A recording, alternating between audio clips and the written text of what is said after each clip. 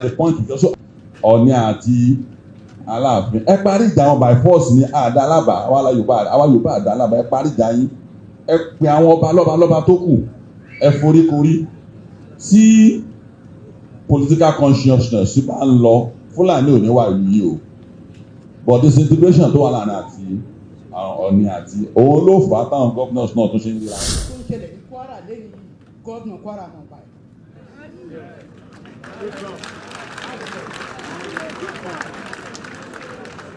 ó mọ̀ ń pa ẹ̀ àjẹ́ńdà ẹ̀ ní kínibomi bàbá tèmi tó bí mi àwọn náà jọ bẹ̀rẹ̀ Kwara bàbá mi Michael Aṣáájú the first journalist from the old northern Nigeria ọjọ́ tán bá ti gba Yorùbá wọ́n gba Nàìjíríà Yorùbá sí Yorùbá kò sí Nàìjíríà. Geographical expression ẹ jẹ́ kí n wá mú lọ sí Kogi àti Kwara ṣẹ́rí a máa ń tanra wa by the wrong narrative gbogbo tó ń ṣẹlẹ̀ ní Kwara lẹ́yìn gómìnà Kwara náà báyìí.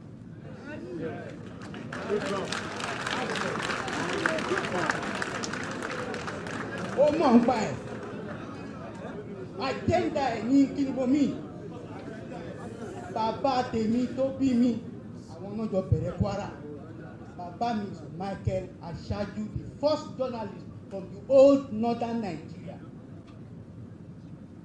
he was a reporter for Nigerian Tribune nígbà tí Alhaji Lateef Jákàndé jẹ́ editor Tribune in 1953 so Kwara tẹ́ ẹ sọ north ló wà but tí ó bá jẹ́ wá ti Kwara tó jẹ́ Yorùbá onímọ̀ọ́sí máa classify ẹ̀ 1967 wọ́n dá 12 states sílẹ̀ appreciate Awólọ́wọ̀ 12 states tó ń dá sílẹ̀ ní 1967 under Gowon Awólọ́wọ̀ ló dá sílẹ̀ nígbà tó máa pè Kwara wọ́n pè ní West Central State West ni wọ́n pè Central State Lọ́kọ́jà ló yẹ kó jẹ́ capital wọ́n mú bẹ̀rẹ̀ sí lọ́rin ọ̀rọ̀ yẹn di ìjà ní Supreme Council of Yakubu Gowon àwọn Fúlàní northerners wọ́n ní wọ́n nígbà pé wọ́n lè gbà kó jẹ́ West Central State àwọn Yorùbá ní Supreme Council wọ́n láwọn yóò nígbà kó jẹ́ North nípe ní North so they came to a compromise a máa pè ní Kwara yẹn ni orúkọ tí àwọn Nupe ń pe River Niger wọ́n fi ń pè ní Kwara lẹ́nu Bángóyè ní gómìnà Kwara ẹ̀yin tẹ́ wá láti Ọ̀fà before 1967 creation of Kwara kò sí ọba Yorùbá tí wọ́n bí yàrá ìyá ẹ̀dá tó lè wọ bàtà níwájú Sùlùgàmbàrí tó máa ń ṣe mítì kò lè wọ bàtà ó láti fi ẹsẹ̀ rìn wọ́n ń bẹ̀yẹn ni because òun ni olórí fádà mi ló kọ átíkù yẹn ó wá sọ fún Bángóyè wa ní látẹ̀ní lọ gbogbo ẹ̀yin ọba ẹ máa wọ bàtà yín so that was the first court wọ́n ń wọ bàtà tẹ́lẹ̀ wọ́n wọ bàtà Yorùbá dẹ̀ ni wọ́n ọba Yorùbá ni wọ́n ṣe rí ní Kogi mo lọ aṣọ tí mo wọ̀ yìí ẹ jọ̀wọ́ aṣọ tá a fi sin Chief Cornelius Adébáyọ̀ ní last week aṣọ tí mo wọ̀ yìí àti fìlà yìí la fi sin wọn mo wọ̀ wá sí bí on purpose because káníkù yẹn ò ṣẹlẹ̀ ìyà tó ń jẹ wá ní Kwara lẹ́yìn ní Adébáyọ̀ nígbà àti permanently secure Kwara fún wa but the coup of December 31st by Buhari brought back the Fulani dominance in the military. Nígbà yẹn ṣẹ́rí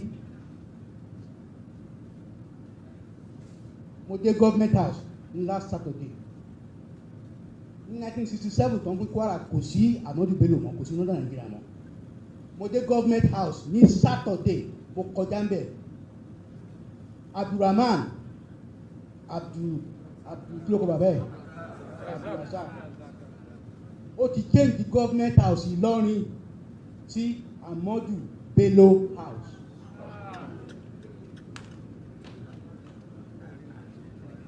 Kí ni ìtumọ̀ yẹn?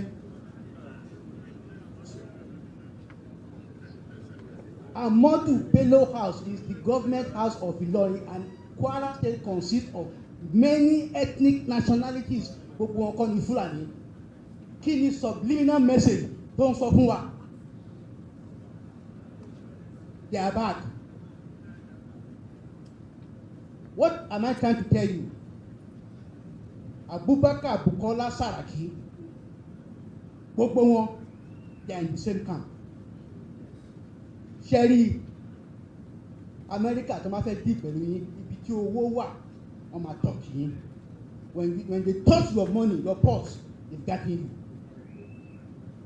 Ẹ jọ̀ọ́ sà, ẹ jẹ́ ká collectively ronú, ká collectively ronú. And I'm going to talk about finance. Gbogbo àwọn tó ń da ilẹ̀ Yorùbá rú lẹ́yìn tó ń jẹ́ Fúlàní, every kobo of their money is domiciled in the southwest. Southwest wọ́n ti ń make owó tó fi ń pa wá tó fi ń destroy wá southwest ni.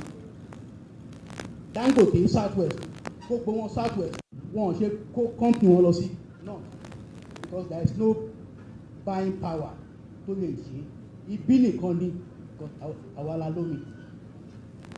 Owó àbú náà fi ń ṣàdúrà nìkan.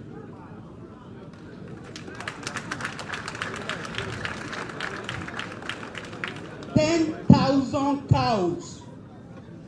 thousand cows ni wọ́n ń pa ní southwest every day.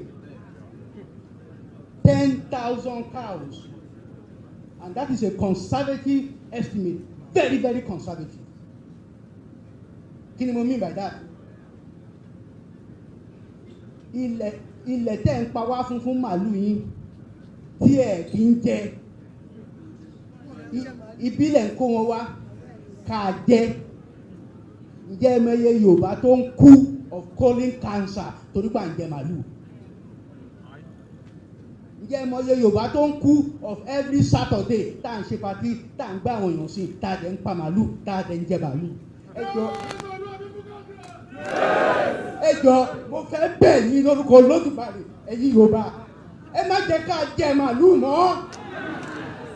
Ẹ jẹ́ ká kọ́kọ́ bẹ̀rẹ̀ báyìí bọ́ tó ti gbé èmi ò ní jẹ màálù. Mi ò ní jẹ màálù, màá jẹ ewúrẹ́, màá jẹ nǹkan mi. I will not support your business that is targeted at exterminating me with my own money.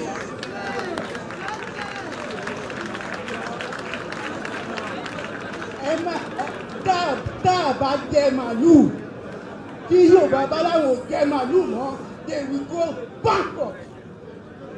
Because wọn ò ní jẹ.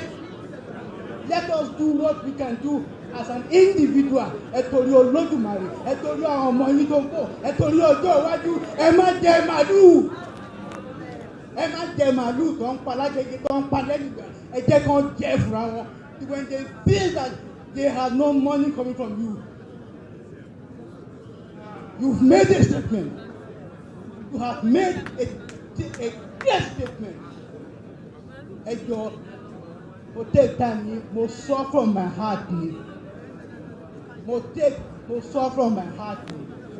Ẹ jọ̀ọ́, ẹ jẹ́ ká support àwọn brothers wa ní Kogi, ní Kwara, because border wa nìyẹn. Ìlú mi sí Òmùwò is 20-something kilometers. Ìlú mọ́dà mi Ìyàmóye àti Òmùwò láì kan lásán ló yà wọ́n.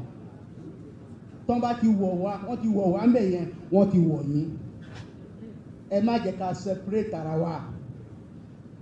Àǹsàrà òkè àǹsàrà àṣàlẹ̀ ìkànnì wa, ẹ má jẹ́ ká separate ara wa. Òyìnbó ló separate wa fún àwọn Fúlàní kí population wọn lè wà enlarged because they were foreseeing that they needed that to control Nigeria. Mi ń ṣara òkè, mi ń ṣara Hausa o.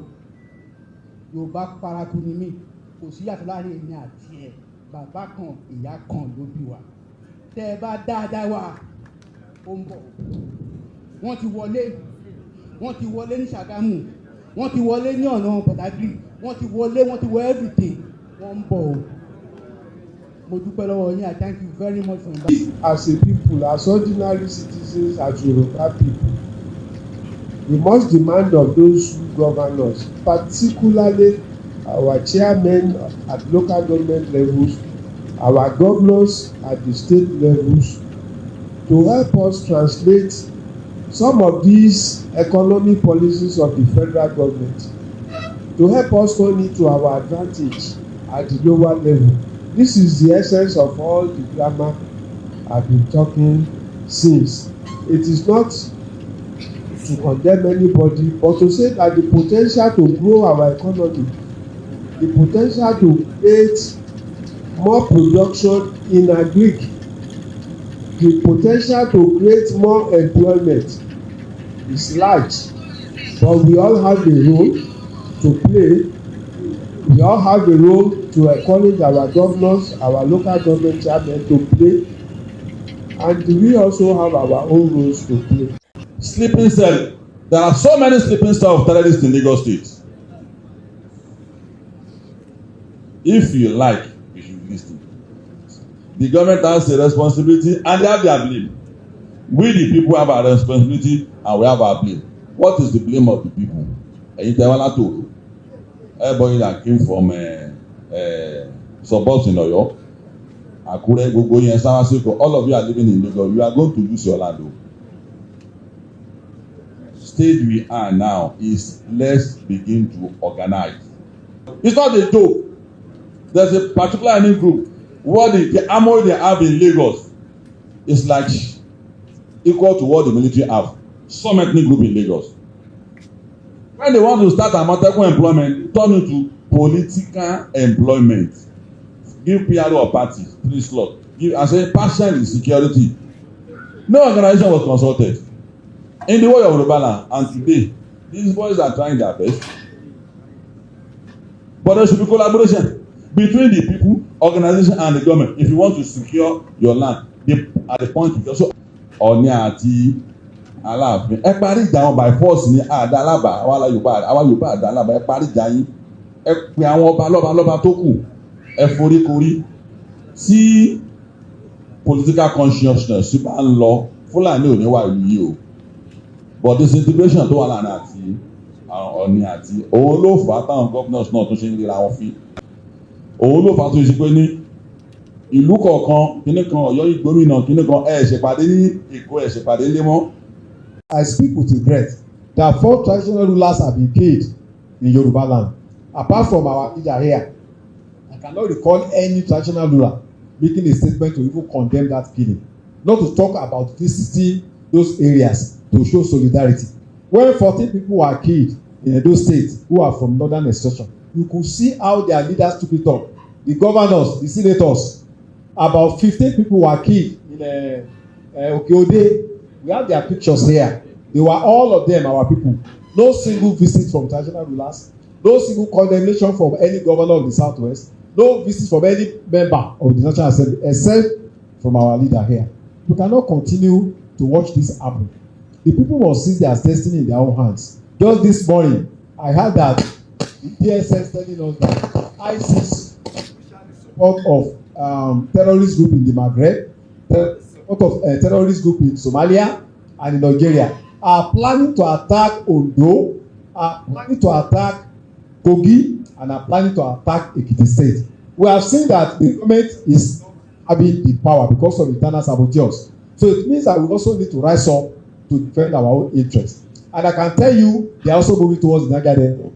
They are operating on the River Niger, which comes from Ooni and passes through 8 countries down to Niger State and then to Benin. So from there, they can pass through Niger Delta and target the oil companies in that area. So we have a very big challenge in our hands. So we cannot leave everything to the government. Just like the director of DSS said, that communities need to organize themselves and form the first line of resistance. On behalf of the Iwere Nation, I want to state here that, again, we want to feel fulfilled today that we are here. And we want to believe that from today onward, that assertion that will have been neglected, we want to believe it has been corrected. And I assure you that that we have been doing before now, we will still continue to do. So that at the end, where we ought to be, we must, it's a must, we must be there. Again, we support every action that we are going to take. Going forward, we will support all of them. When they feel that they have no money coming from you, you've made a statement. You have made a clear statement. Mo take time, mo sọ from my heart ni. Mo sọ from my heart ni. Ẹ jẹ́ ká support àwọn brothers wa ní Kogi, ní Kwara, because border wa nìyẹn. Ìlú mi sí Òmùwò is 20-something kilometers. Ìlú mọ́dà mi Ìyàmóye àti Òmùwò láì kan lásán ló yà wọ́n. Tọ́n bá ti wọ̀ wá, wọ́n ti wọ̀ wá ńbẹ̀ yẹn, wọ́n ti wọ̀ yín. Ẹ má jẹ́ ká separate ara wa.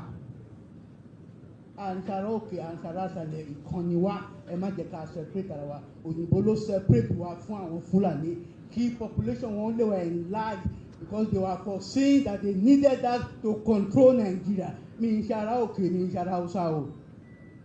Yorùbá paraku ni mí, kò sí yàtọ̀ láàrin èmi àti ẹ̀. Bàbá kan, ìyá kan ló bí wa. Tẹ́ ẹ bá dáadáa wà, ó ń bọ̀. Wọ́n ti wọlé ní Ṣàgámù. Wọ́n ti wọlé ní ọ̀nà Pọ̀dágìrì, wọ́n ti wọ everything, wọ́n ń bọ̀. Ìṣòkan ètò kan tó tèmi lẹ́tìtì, ètò olómi ọgbọ́n ni ọmọ òye nìkan o. Ẹ̀wà kan fìdílé, àbíkẹ́ fìdílé kan, kàlẹ́ rẹ̀ kọ́kọ́ o lórí ètò yóò. Lórí ètò olùsọ̀rọ̀ olómi ọgbọ́n.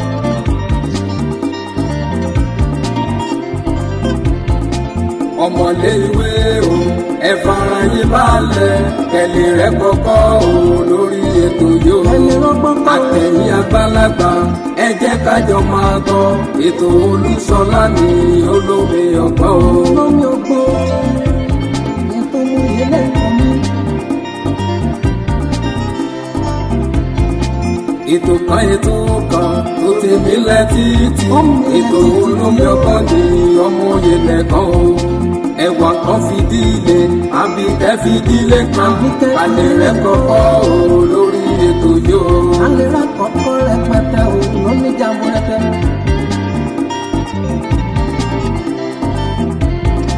Àtẹ̀yìn àgbàlagbà, ẹ jẹ́ kájọ máa gbọ́, ètò Olúṣọlá ní olómi ọgbọ́n.